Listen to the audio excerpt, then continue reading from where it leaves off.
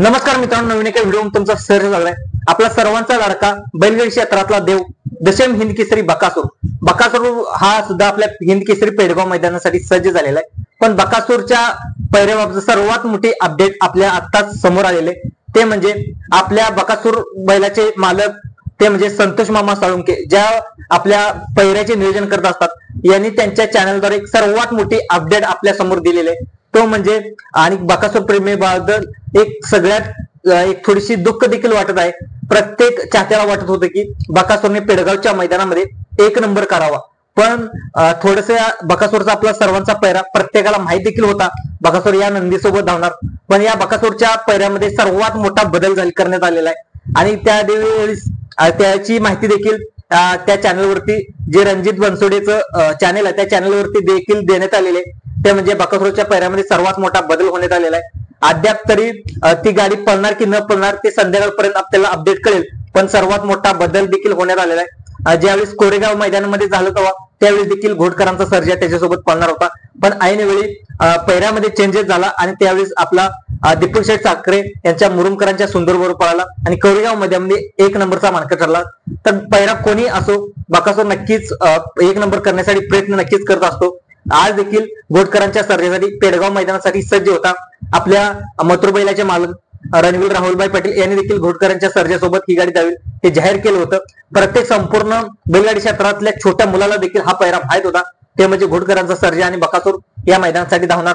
त्यावेळेस आपल्या बकासूर बैलाचे मालक मोहिल शेठ धुमाळ व आपले संतोष मामा साळुंके यांनी स्वतः त्यांच्या चॅनलच्या माध्यमातून सांगितले की बकासूर घोडकरांचा सर्जा हा पळणार होता, पण ते कॉल्स उचलत नाहीत, त्यामुळे काही तर थोडंसं मिसमॅच झालं असेल आणि बकासूर वेगळ्या नंदीसोबत सुद्धा धावू शकतो।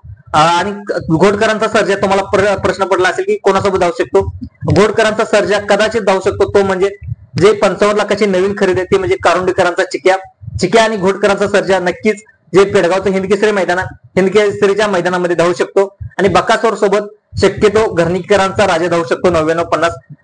तुम्हाला प्रश्न पडला असेल की राजा, अनेक लोकांना पडला असेल की घरणिकीच्या राजासोबत देवाबाई धावणार आहे, पण देवाबाई सुद्धा अनेक तुम्ही बॅनर सुद्धा पाहिले असेल, देवाबाईचा पैरा लखन सोबत शक्यतो असणार आहे आणि देवाबाई लखन धावणार आहे। अनेक लोकांना पडला असेल घरणीकर राजाचा सुद्धा पैरा थोडा मिसमॅच झालेला आहे आणि कदाचित घरणीकरांचा राजा आणि सर्वांचा लाडका आपला दशम हिंद केसरी बकासूर या मैदानामध्ये आपला देव या मैदानामध्ये धावू शकतात। मित्रांनो, बकासूर आणि घरणीकरांचा राजा या मैदानात धावले तर नक्कीच एक वेगळं चित्र निर्माण होऊ शकतं। असो, कोरेगाव मैदानामध्ये देखील आपल्याला पैरामध्ये चेंजेस होण्यात आला आणि पेडगाव मैदानात देखील पैरामध्ये चेंजेस होण्यात आलं। तर मित्रांनो, हे पैरे फुटण्यात कारण काय की नेमकं तुम्हाला काय वाटतं, पैरे का फुटतात? तर तसं आपल्या माझ्या मते वाटतं जे बकासूरचं एक 2 ते 3 मैदान झालं, 3 मैदानामध्ये सेमीला वारंवार हार होत असल्यामुळे जे पुढचे समोरच्या पैऱ्यामध्ये देखील थोडीशी चलबिचल निर्माण झाली असेल आणि तो समोरच्या पैऱ्याला देखील एक नंबरचा मानकरी व्हायचा आहे, त्यामुळं त्याच्यासोबत पैरा सुद्धा अतिशय टॉपचा असणार आहे आणि त्याला सुद्धा गुलालामध्ये राहणार आहे आणि जवळजवळ 1000 गाडी नोंद झाले आणि 1000 गाडीमध्ये राहणं सुद्धा मुश्किल आहे। त्यामुळं त्यांना आता बकासूरला कोणीच कमी समजू शकत नाही, कारण बकासूर कधी कमबॅक करेल काय करेल सांगता येत नाही। बकासूर जवळजवळ 2 ते 3 मैदानामध्ये हार झाली की नक्कीच एक नंबर करून कमबॅक करत असतो, सर्व बकासूर प्रेमींना माहित असतं। पण थोडासा बकासूर आपल्याला गटाला जरी कमी पळत असला तर नक्कीच सेमीला आणि फायनल अतिशय त्याचा जो वेग आहे तो वेग नक्कीच दाखवून देत असतो। पण असो, बकासूर सुद्धा तुम्हाला कोणत्या नंदीसोबत धावा, पैरा तर हा घोडकरांचा सर्जा तर पैरा नसेल तर दुसरा कोणता बकासूर सोबत पैरा असावा? तुम्हाला काय वाटतं? तुमच्या प्रतिक्रिया देखील नक्कीच आपल्या कमेंट बॉक्स मध्ये नोंदवा आणि बकासूरला त्याची हॅट्रिक करण्यासाठी आपण शुभेच्छा देऊ। पैरा कोणता का असेना, पैरा बकासूर सोबत कोणता का नंदी सोबत असेना, पण आपल्या मनापासून बकासूरला त्याला शुभेच्छा देऊयात, कारण काय की एक हॅट्रिक केली तर आपले एक इतिहासामध्ये नोंद होईल।